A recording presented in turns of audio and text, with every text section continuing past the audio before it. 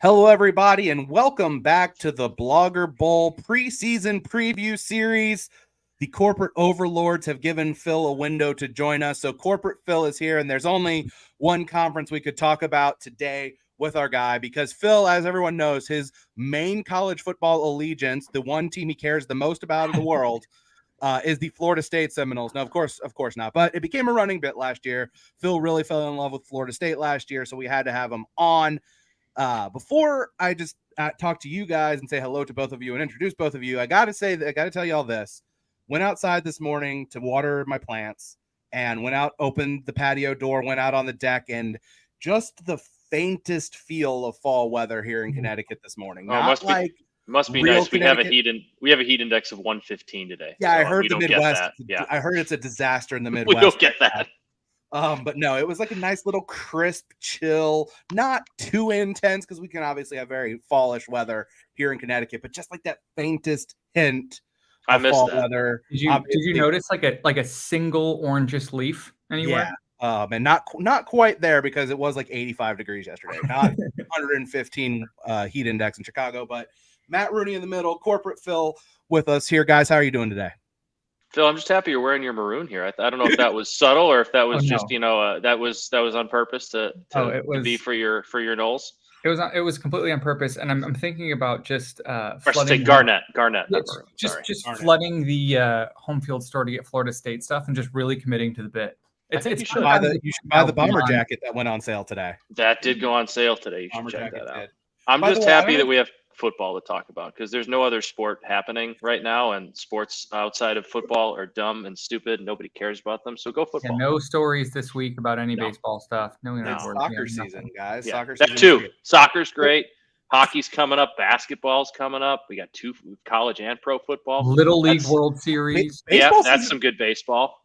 Baseball season is great. I don't know what you're talking about right now. Shut up, damn. The 81 and 44, 81 and 40 Atlanta Braves. Nevertheless, also, I don't know if you guys are looking at the monitor right now, but we have this very fun like height thing going on. Like we do. I like it. Lower my chair a little bit. So at least Matt and I are.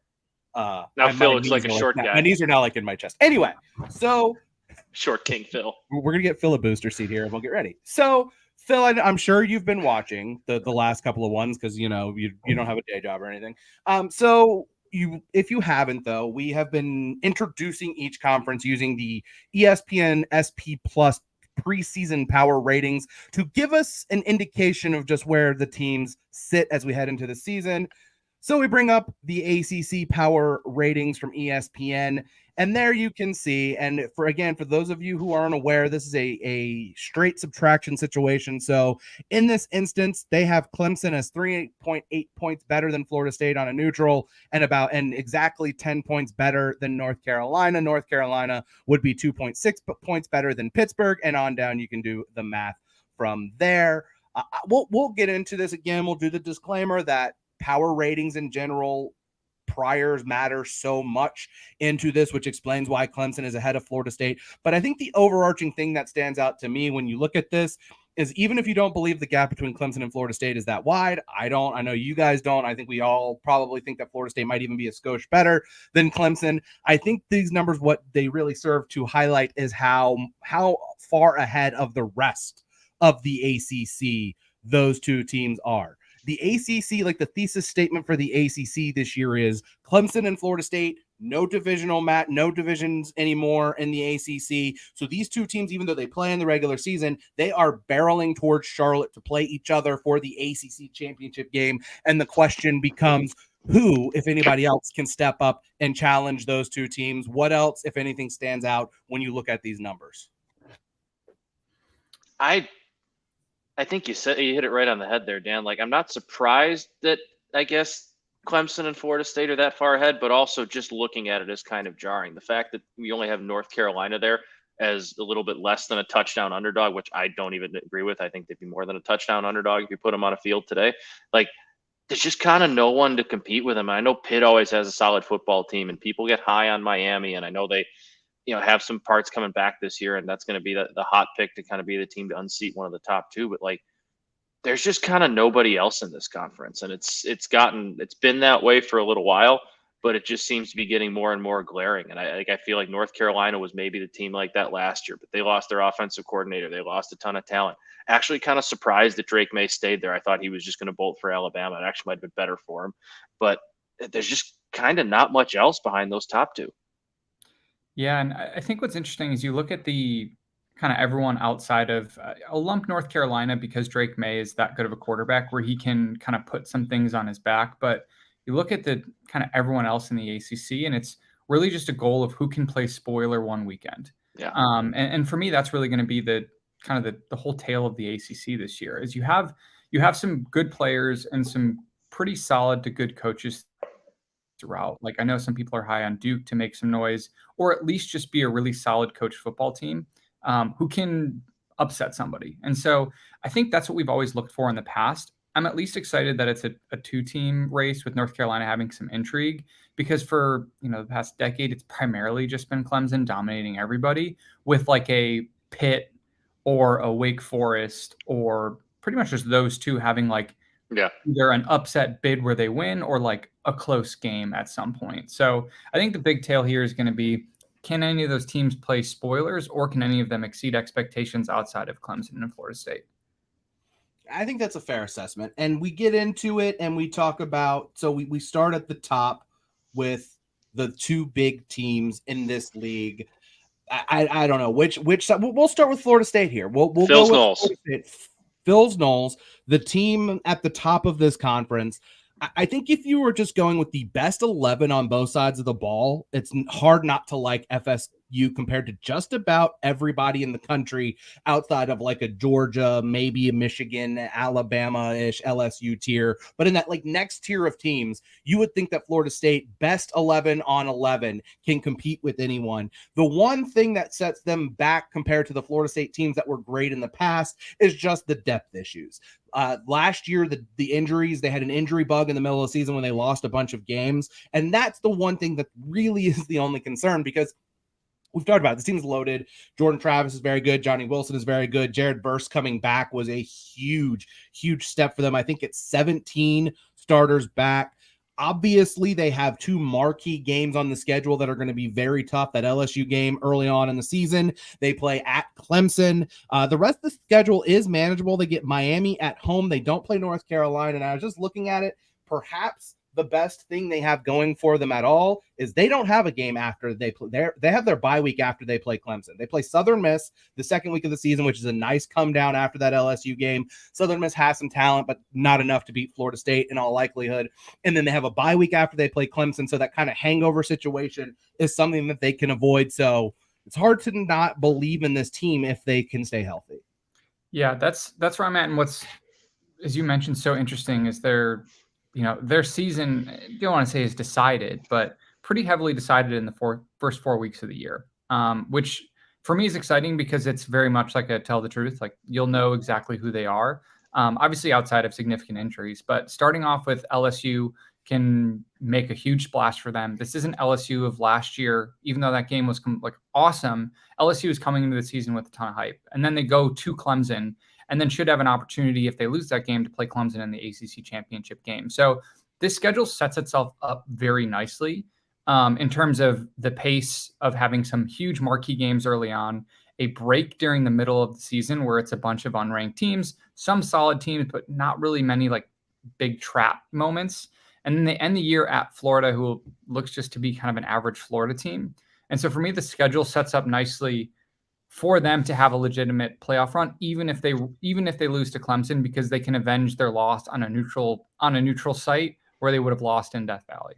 Yeah, I love how it sets up for them too. Like you were saying, it's tough early, but if you come out of that first 4-game stretch at 3-1 and you get one of two against LSU and Clemson, you also have plenty of ramp up time to kind of get your team playing their best football, to kind of get them building, like get them to grow together against not that difficult to schedule, so you can kind of be peaking when you come play Clemson, because we know teams are always different at the beginning, not always, but a lot of the times different at the beginning of the year as the way they are than they are at the end, excuse me. And I think the schedule sets up nicely for them to kind of, whether or not they play their best football in those first 4 games, whether they go 3-1, 2-2, it gives them a chance to kind of get themselves in a position to get the ball rolling, get themselves playing their best football by the time they go to Charlotte and play Clemson. I know we're just assuming that, but like, yeah, I'm just kind of assuming that Florida State's going to end up playing Clemson and Charlotte. Yeah, and it's nice that they don't have like North Alabama in like the 5th or 6th week of the season, right? And so they have, if you look at it, it sets up with, and this is more just like brand recognition of just like solid games versus very below average teams. So it's like playing Boston College, playing Virginia Tech, playing Syracuse, playing Wake, playing Pitt, playing Miami. It's like from a national perspective, people aren't looking at those wins and being like, those are garbage teams. They're looking at those wins and being like, those are teams that I recognize who've been good in the past 10 years. And that does make a difference because national perspective and national opinion does matter when it comes to a lot of this stuff. And so Florida State and individual players and coaches are setting themselves up for the opportunity to be front runners. And even as you said, if they lose one of the first 4 games, they're completely fine and have a very real path to the playoff because they can avenge one of their only losses. And, honestly, it might not be the worst thing in the world if they lose to Clemson in Death Valley, because then they can really have a chance to say, hey, we avenged our only loss on a neutral site field late in the year when things matter. So then that week 4 becomes moot. Yeah, I mean, if that's the case, they're a playoff team, no doubt about it. Yeah, I think their season really hinges on that opening game. Because if they win that game against Florida State, they're playing with a little bit, if they win that first game against LSU, they're playing with a little bit of house money, to Phil's point. Like, you can lose that Clemson game, avenge that in the ACC championship game, and you still can go to the playoff. But if you lose that game to LSU, you got to run the table. All margin for error at that point. You have to beat Clemson twice, and that's going to be exceptionally difficult to do. Speaking of the Clemson Tigers, Dabo Swinney is a changed man, guys, but not changed enough. I did not think he had it in him to go out and poach one of the best young offensive coordinators in the sport of college football, but he did just that, going to get Garrett Riley, a great hire, a man who developed Max Duggan from a backup quarterback into a Heisman finalist. And if Cade Klubnik has the goods, that passing offense could be good. But here's where Dabo Swinney is not changed enough. That wide receiver room isn't great. And when you talk about when Clemson was winning national titles, they were usually good at 3 positions in particular: quarterback, defensive line, and wide receiver. Their quarterback, they think, is going to be good. Their defensive line lost a couple of guys, but they have a lot of depth there. And that defensive line should be good again. They just don't really have a great wide receiver. Antonio Williams was the slot guy who had a good year last year. There's nobody else, though, that has proven themselves in that wide receiver room. This is a program that was desperately in need of going to the transfer portal and trying to get, whether it was like, say, an A.D. Mitchell, a Rara Thomas, a Dominic Lovett, like the guys who went to Georgia, or any other wide receiver who had proven skin in the game to come in and give Cade Klubnik a target to throw to that could put up big numbers. Love the run game. Obviously, with Maffa and Shipley, is one of maybe the best 1-2 punch in college football. They have 4 offensive linemen back, but they don't have any kind of quality depth there. Like I said, their defensive line is really, really good. And I just want to say the name of the defensive tackle, maybe their best defensive player, Rook Orororo. Try to say that one 10 times fast. A ton of experience on the back 7. Their back 7 should be really good. Again, we're not ones to give Dabo credit. I will give him credit for the decision to go and get Garrett Riley. But again, his unwillingness to embrace the transfer portal, I think, might cost this team a chance to play in the college football playoff. Yeah, it's just going to put so much more pressure on Shipley, on first-year quarterback Cade Klubnik. And then, like you said, the offensive line has a lot coming back, but like not a lot of depth there. They're going to have to stay healthy. I think if everything does go right, I think Clemson probably will win the conference, and I think they can go to a college football playoff. But how often do we sit here, or are we sitting there in November and December and looking back on a season saying everything went right for a team? I mean, it's even TCU last year kind of had their slip up in the Big 12 championship game. They still got there, but like that was one example of everything going right, and they still didn't really hit where they wanted to. Obviously, they got to a national championship game, got throttled. They didn't win a conference. Like, Clemson's going to need to stay perfectly healthy. They're going to need everything to go right. They're going to need Will Shipley to carry him. Now, all things are possible, but I think when you look at just overall depth in a team, I think Florida State probably hasn't beat there. Yeah, and I'm excited to see this offense under Garrett Riley because same. It should be improved because at points with DJ and you're kind of like, they have a lot of talent around them right now. And this is almost just like feeling like they're wildly underutilizing it. And so this will be an interesting opportunity to see how long does it take for Riley to get ramped up in this offense. Is Cade Klubnik the real deal? I have my doubts. I haven't been a huge fan of his. And so usually when I make a take, I just dig my heels into the ground. But I love Will Shipley. He's one of my favorite running backs in college football. I think he's one of the best all-purpose backs in college football. So they have elite talent and they have an elite play caller. One game that is really interesting for me for Clemson is actually closing out the year at South Carolina. Because again, I personally think they're going to get Florida State at home. I think that's going to be a tough environment to play in. It's going to be early in the season. Clemson should still be pretty healthy. They don't have too tough of matchups before then. So that is obviously their biggest game of the year, but don't sleep on the end of the year at South Carolina. Spencer Rattler had a really good season last year. I think he's hit some levels of maturity that I think maybe kind of. It appears that way, right? Yeah, it does. He has the elite skills and someone he's probably one of the 5 or 6 quarterbacks in college football who can really take over a game. And so that is a big game on the schedule where I think for me, what sets up Florida State to do well here is I think Clemson takes the game at home versus Florida State. No clue what they're going to do at Notre Dame. I'm not passing judgment on Notre Dame until that happens. But at the end of the year at South Carolina, I think South Carolina gets them. And then they're going into the ACC championship game with 1, potentially 2 losses. And that's where I think Florida State has at most 1 loss and then is able to seal the deal and make the playoff. That's at least my way I see this race playing out. Absolutely see South Carolina getting them at the end of the year because obviously rivalry game. Now it's in South Carolina and that team that's a team that in the SEC people like is Dan's laughing. I'm interested to see what he's laughing about soon. Like that's a team that people like or high on in the SEC. But I guess the counter to that is I like almost that they lost to them last year for them because now Dabo has that card to play, and Dabo's going to play that card. Mm-hmm. That's right after they lost to Notre Dame, they lost to South Carolina, and I guarantee you that's old school, prototypical, stereotypical head coach who's got that in the locker room every day, who's got that film going up on the TVs in the weight room. You got to think Notre Dame week. That's going to be the block punts are going to be all over everywhere. And then after that, South Carolina week's going to be, all the big Spencer Rattler plays. Like that's something that I do think in a normal year they could overlook. I'm not saying South Carolina can't or won't win that game because they certainly can, but I don't think that's going to be a spot where Dabo's going to let them overlook it because he's that guy. He's going to be like, the Lord doesn't want us to lose to South Carolina 2 years in a row. Yeah, that was my holy water on the field. That was my thought exactly. It's just like I don't think South Carolina is going to get him 2 years in a row. That just feels very much like a bring your own guts typical Dabo bullshit kind of game.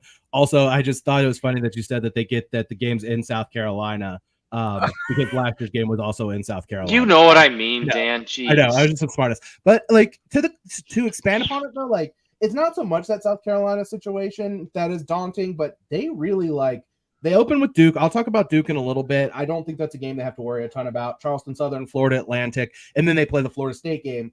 Then they get Syracuse and Wake Forest. Those are whatever. And then they have their bye week. But after their bye week, their schedule is very, very tricky. Back-to-back games at Miami, at NC State before they get Notre Dame at home. They get a get-right spot at home against Georgia Tech. Then they close the season with North Carolina at home and then on the road at South Carolina. So there is some real firepower on their schedule in the back half of that. And that's why for them, they absolutely have to win that Florida State game again to give themselves some wiggle room late in the year to give themselves a shot. Because if they lose that Florida State game, they're going to have to run the table against, again, like Miami's got talent. And we'll talk about all these teams in a bit, but Miami's got talent. NC State has beaten them before. Notre Dame is very good. North Carolina's got the firepower. Oh, it's so nice of you to say, Dan. Huh? That was nice of you to say. Notre Dame is very good team. I just like your compliments. Ever good. Like Notre Dame's good. I'm not going to doubt that. I'm going to dog them when they lose to teams like Marshall, but like they're good. Hey, that was last year. That was one time. Yeah, it was only one time. I should have. They still won 9 games. By the way, I'd like to point out, I only have one ACC home field shirt. It's a North Carolina shirt that I had the Big New Saturday subscription. So the closest thing I could do was wear my Georgia State shirt. Because Georgia State is in the same city as the team in the ACC. So Georgia Tech. Georgia Tech. They're neighbors, basically. Their campuses are right I there. have yet another cream-colored Notre Dame home field shirt on. I have 3 of them. All right. So the one team that I think people are most excited to see try to maybe upend one of those two teams are the North Carolina Tar Heels, the seemingly unquestioned third best team in the ACC. Here's what we know about North Carolina. Drake May, he's good. The North Carolina defense is not bad. They were 123rd in the country in EPA per play defense last year. Got better as the season went on, but let's be real, man. Gene Chizik, is that a guy that you're really hiring in the year 2023 or keeping around? I still can't believe he won a national championship. Man, I mean, I can't because he had Cam Newton, but Cam Newton won a national championship. Cam Newton won Gene Chizik a national title. But in the year 2023, like they pulled him away from a cushy desk job at the SEC network to come coordinate a defense that I just don't know is going to be a ton better. So it just kind of feels like we're doing the same thing over and over again. They have a really, really, really tough schedule at the start of the year. They play South Carolina in Charlotte. They play That's such an important game for them. It is. That could not be a more important game for them. All of them, like South Carolina, App State gave them. They lost to App State last year, right? Or no, was that the crazy game that they ended up holding on? They beat them. It was like a 60-50. Yeah, that was like the crazy fourth quarter or something. Yeah, like that. Yeah. Then one of the most interesting styles make fights non-conference games of the year is North Carolina playing Minnesota. Is a really, really interesting game. That feels like a pinstripe bowl matchup. Yeah, that's a game that you watch and you're like, these teams shouldn't be playing. Why are they playing each other? Why are these, to Matt's point, why are these teams playing in September and not in Yankee Stadium? Yeah, this should be in Yankee Stadium or a Cheez-It Bowl.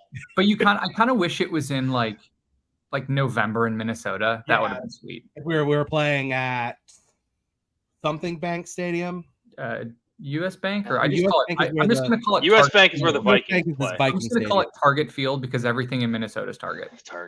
That's a good point. I can't remember what it's. I thought it was named after a bank, but nevertheless, I think it is. Also, they get Miami at home. They play, and then they close the season at Clemson, at NC State. So sorry, they go South Carolina, App State, Minnesota, and then they start their ACC schedule at Pitt. So the first 4 weeks of the season, again, they go 0-60. Very quickly at North Carolina. So again, we'll know by the end of September just how good that team is. I love Drake May. I just like the talent. Like Josh Downs is in the pros now. That offensive line was like, okay, it was fine at points last year, but the defense is so bad. And like, I don't think they really did much to address it. They're just running it back with Gene Chizik. I mean, this is a defense that I know there's going to be a couple new pieces here and there, but like, they let up 50-plus points to Drew Pine last year. That's really bad. They couldn't stop anybody. Like, I love Drake May. I think he's a fantastic quarterback, but I think I was saying this before the show. Like, I don't love when guys like him transfer and just go play at Alabama or Georgia, but like, he probably should have went and transferred and played at Alabama or Georgia because he was at Ohio State. If he was at one of those places right now, either one of those 3 teams would like be by far and away the favorite to win the national championship, in my opinion. I know Georgia is the favorite, but like if he was at one of those places, it would be like a no-brainer. I don't know why he's still here. I think he's the only reason that you see them at, 3rd in the S&P in the conference. But he is that good, and he's going to win them a lot of football games. But he's going to need to be able to go out and put up 30-plus points a game because that defense is probably just going to keep getting gashed. Yeah, and bet the over in North Carolina games is generally my advice. But the games will be fun, though. The one thing which is exciting about North Carolina is because their defense is so bad and because Drake May is so good, it makes them a very entertaining team to watch. Because, again, teams are consistently putting up 30 to 42 points. So I feel like there will be a lot of games this year that are like 38-32 or like 42-35 going either way, which – again, there'll be fun games to watch, but you almost, as you mentioned, May, you almost feel bad for Drake May because he's one of the best quarterbacks in the nation. He's going to be almost certainly a first-round draft pick next year, but he's going to be playing from behind or playing catch-up or so much going to be on his shoulders where, you're curious if he tries to do a little hero ball or Superman ball, which is definitely going to expose him to a little bit of injury there because he does run a lot more than I think people think when they look at him. Yeah. So my last thought on this, the Drake May, why didn't he transfer thing? My working theory is a couple of things. 1, he's a North Carolina kid. 2, he's a North Carolina legacy. Obviously, his brother was the most outstanding player in the top 4 for North Carolina. That was a great year.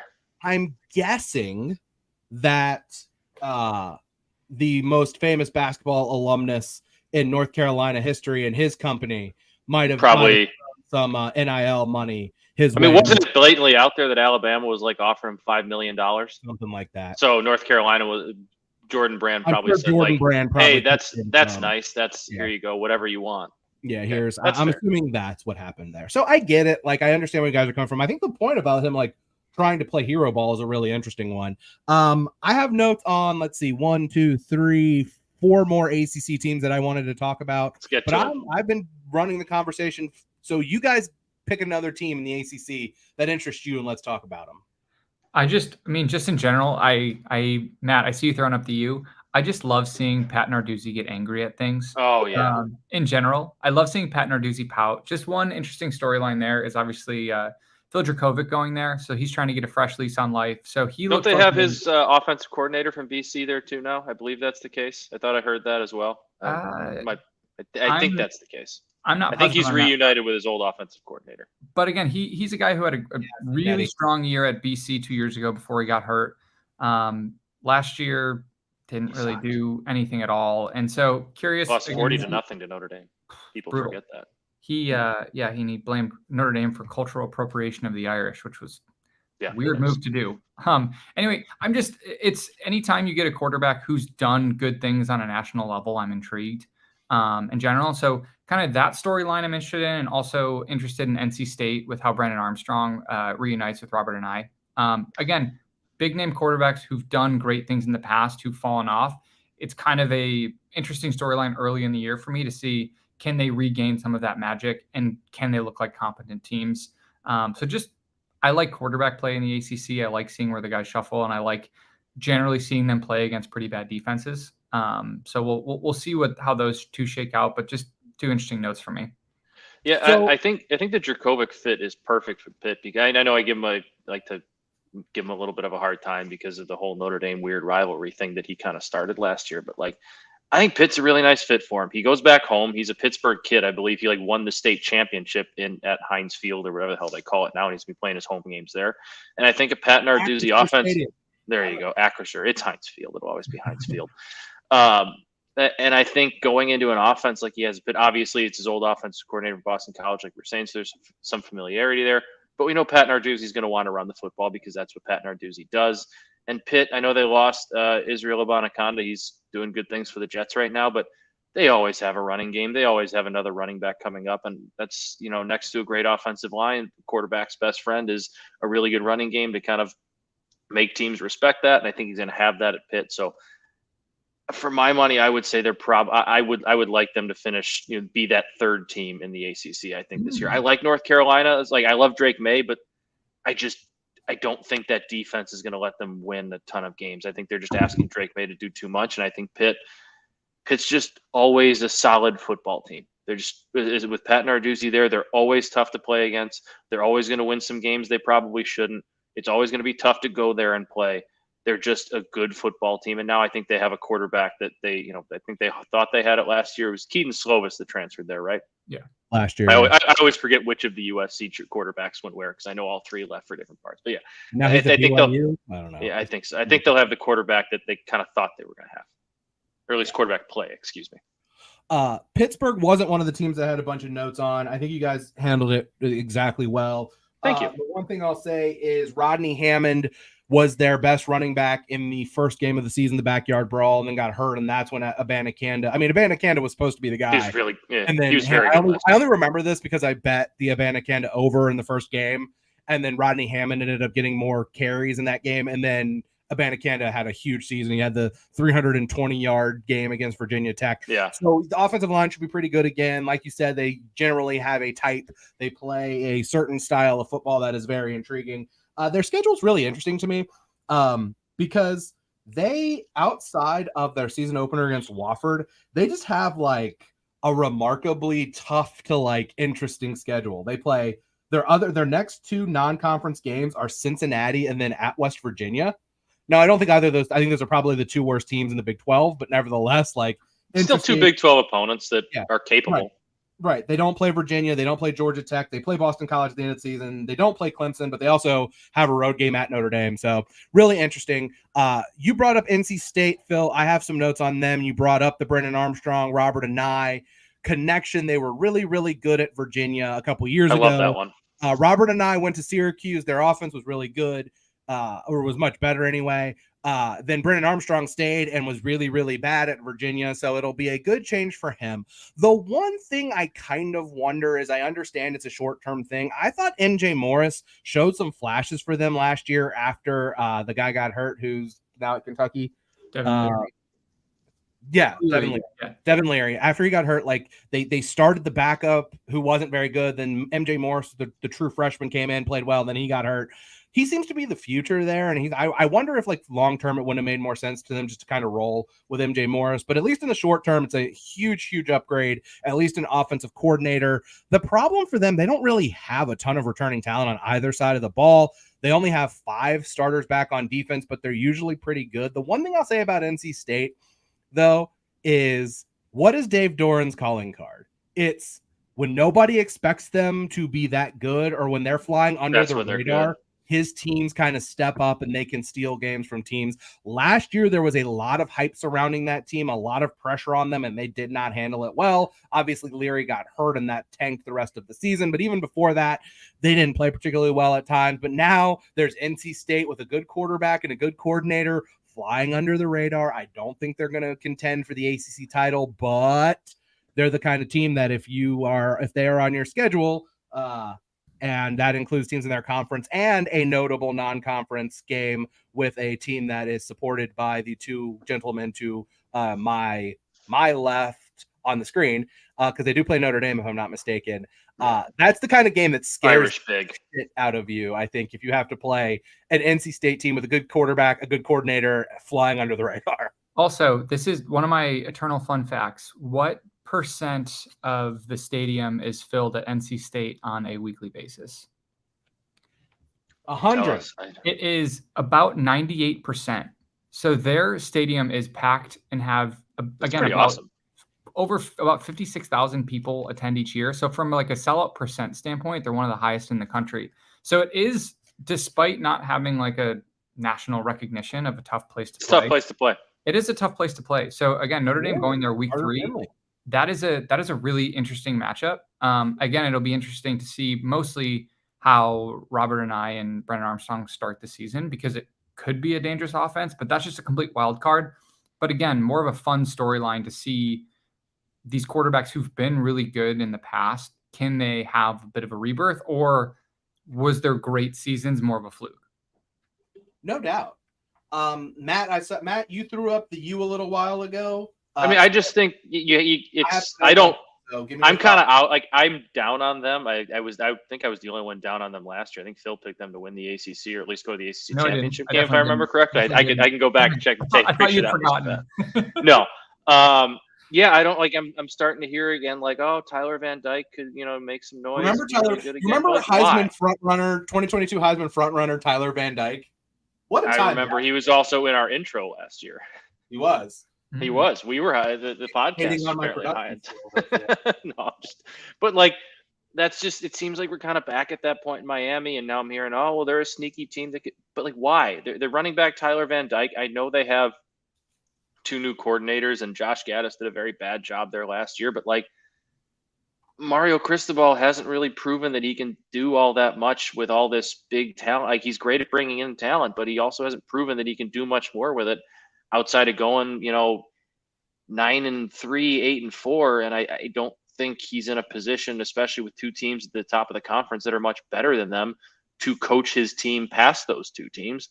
And then also, like, they got Texas A&M again week 2, and I know they get to host them. Talk about like a loser leaves town game. That's a massive game for both of those teams. Like, in all, like, I know Miami has 2 cakewalk games after that, but like, the loser of that game is in such a, oh my God, here we go again kind of spot, because both of these teams are kind of coming back into this year with a little bit more excitement. Who's the freshman that took over quarterback for A&M last year? Was really good. Yeah, he had a really good closed out the year really, really strong. But imagine, like, okay, they go out, they lay an egg at Miami, and he's he doesn't play well. It's like, all right, well, A&M, they can't coach these recruits. They can't win. Same thing goes vice versa with Miami. If Connor Wegman comes in and A&M beats Miami at home and they don't look very good and Tyler Van Dyke doesn't play well, it's like, well, he still sucks. What are we going to do? Like, that is such an intriguing, awesome matchup that I can't it's almost like a guilty pleasure, like hate watch it's going to be because I want to see the loser's reaction. I don't particularly like either team. I honestly kind of wish both teams could lose. But I'm really excited to see what happens to the loser. Yeah, the fan bases will have a collective exhale of 7-5. Whoever loses that game, it's just gonna exude 7-5 energy if whoever loses that game. Oh man, you have Bobby Petrino, and we'll talk about A&M. I guess that's hilarious. That's Bobby such a hilarious coaching working staff. With, oh god, it's going to be a disaster. Yeah, I think Mario Cristobal, quite frankly, is a bad in-game coach. I think he's a great recruiter, and he's a bad in-game coach. All that. His teams just tend to underachieve. They shook up their coaching staff big time. They brought in a ton of portal guys. They're a giant shrug emoji, but their schedule sucks. They have the A&M game that you mentioned. They get UNC at home, and then they have UNC on the road, and then home against Clemson back-to-back. Then they have an at NC State, at Florida State, Louisville stretch back-to-back. So they have a tricky game at home against Georgia Tech, too, after 2 soft games. Like, that Georgia Tech team played really hard at the end of last year. Like, Miami's capable of losing to anybody at home. That's true. I'm not going to give Georgia Tech any credit. I don't want to give them that much credit, but they played hard last year, and Miami's a team that if you play hard and punch them in the mouth, they might kind of give up. So I have notes on 2 more teams. I'm going to talk about one who was kind of the surprise story in college football, not named Kansas last year. The Duke Blue Devils are a team that I think a lot of people really enjoyed last year. Riley Leonard had a breakout year, and he has most of his skill position guys back and most of his line, so that's good. They have 8 starters back on defense, and Mike Elko cut his teeth as one of the best defensive coaches in the country. So there's a lot to like there, but the problem, this is going to be a team that's better in 2023 with a worse record than they had last year. They were plus 16 in turnover margin, and they have a much tougher schedule this year. Last year, they only beat 2 FBS teams with winning records. This year, they play 8 FBS teams that had winning records last year. They open up with Clemson? They do. They host Clemson to start the season. That's an awesome opening week game. Yeah, I don't know. That is fun. Well, I hope it's awesome. I hope it's awesome. I'm excited to see Elko coach against Riley. That's going to be fun. Here's my question. I'm going to ask this question because I was just looking at this, trying to figure it out. As Notre, and we'll make this about Notre Dame. I'll give it to you guys. Thank you. Because they are ACC adjacent. They are in the ACC in every sport other than football and hockey. That's right. Which game as a Notre Dame fan scares you more? Oh boy. At NC State, coming off of playing a cupcake game against Tennessee State, or at Duke after you play Ohio State? At Duke. NC State, that game does make me a little bit nervous, but at the same time, they're gonna the Tennessee State week is Duke week. They're not gonna lose to Tennessee State at home. That's Duke week. That's 2 weeks. That's a week and a half. We'll call it to prepare for Duke, or for NC State. Excuse me. The Duke game, that's such. If they beat Ohio State, which is not likely but possible. That's awesome. That's great. That's a really tough trap spot. They then have to go into a day game likely at Duke and, against a really strong defensive team, against a coach that knows the program well. And if you end up losing to Ohio State, that's a tough one to kind of rebound the team for, because that then becomes a must win. And again, that's just a really tricky spot for them to have to go into. So it's not a shot by any means at NC State. I think they're going to be a good team, but I just think the Duke game terrifies me a lot more. Yeah, completely. But I think Notre Dame knows that in a sense. I think because of the fact that Duke is getting some hype, that they had a solid year last year, it's not kind of your classic sleepy Duke team this year. I think there's more hype around them. That does help. Right. But I agree with you. I think Duke that's going to be a tough matchup regardless, because you look at Elko's defense, you look at Elko's teams, they're usually disciplined. They play extremely hard football. They play good, solid defense. And so that one could be a situation where Notre Dame is, my gut is that they're trailing late and then squeak out 28-24 type down at win halftime or something like that. Where they just squeak it out at the last second. But I think that'll be a great game for a neutral college football fan and a scary game for a Notre Dame fan. Yep. No doubt. The only other team that I have notes on that I just wanted to bring this up is Louisville. And guys, they shouldn't be the Louisville Cardinals. They should be the Louisville Yellow Jackets because the buzz has gotten out of control. Did you use that joke yesterday? Did use that joke yesterday. Yeah, recycle it. I love it. Tech. So that's why Phil wasn't here, so it's fine. I had to do it again. Weirdly, they play 2 non-conference neutral site games this year because technically the Georgia Tech game is a neutral site game. It's at Mercedes-Benz Stadium, which is 2 miles away from Bobby Dodd Stadium. Sure. So, and then they play a game in Charlotte somewhere. I think the only reason I bring it up is there have been a lot of people in the college football sports betting content space, not like touts, but people who are like handicappers who have a lot of optimism about this team. I think the win total overs have taken on some money. I think the optimism has a lot to do with not playing Clemson or Florida State this year. Obviously, Brom is an upgraded coach. The program re-energized, bringing the native son home. Jack Plummer played for him at Purdue before going to Cal, comes with him to Louisville, so there's not going to be breaking in a new quarterback trying to learn a new system. He's bringing along a quarterback who knows his system. They don't really have any proven wide receivers, and their offensive line is going to almost be completely rebuilt.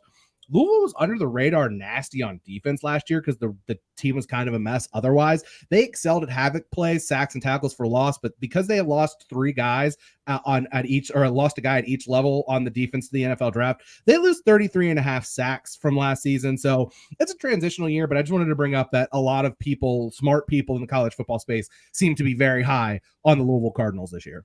It's incredibly intriguing. Go ahead, Phil. I don't necessarily agree with that. I think last year, Malik Cunningham, from an offensive standpoint, covered up a lot of scars and without like tons of huge playmakers returning.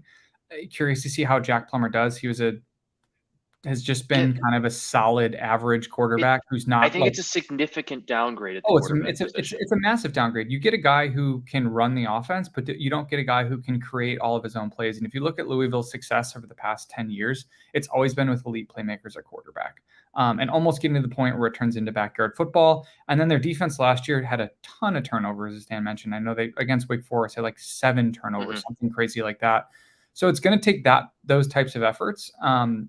I think this year, I'm not buying the hype. I'm buying a middle of the road ACC team who makes a bowl game, maybe squeaks out 8 wins, but nothing crazy in my mind. I think you'll see some highs and I think you'll see some lows. But yeah, like just because there's a new coach who's bringing in his old quarterback, that's where a lot of this hype, I think, stems from. But like Phil said, like Plummer is not Malik Cunningham. Malik Cunningham was an absolute game breaker for them last year. Like he covered up a lot of what they did. And yeah, they brought in a lot of new pieces in the transfer portal, but like, especially when you're talking about a school like Louisville, like a team like Georgia bringing in transfers is one thing. Like that's bringing in supplementary pieces that they need, to finish off their roster. But I think Dan and I were talking about this yesterday a little bit. Like when you're building your team through the transfer portal, I think we talked about this in Michigan State, so maybe it's 2 days ago, but whatever.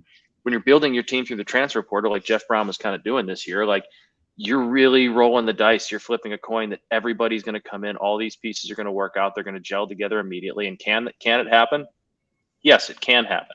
That happened with Michigan State the year before Mel Tucker got, his big payday. But more times than not, it doesn't work. I think they'll win some fun games this year. I think they'll lose some fun games. Turnover luck is bound to kind of go the other way at some point.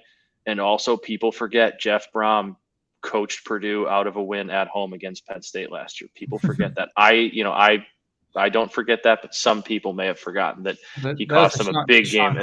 Game of the year. It was the Jeff Brom game. The one thing I'll push back on is the ball, Jeff. The quarterback situation is a downgrade, but the coaching situation is a fairly significant upgrade, I think.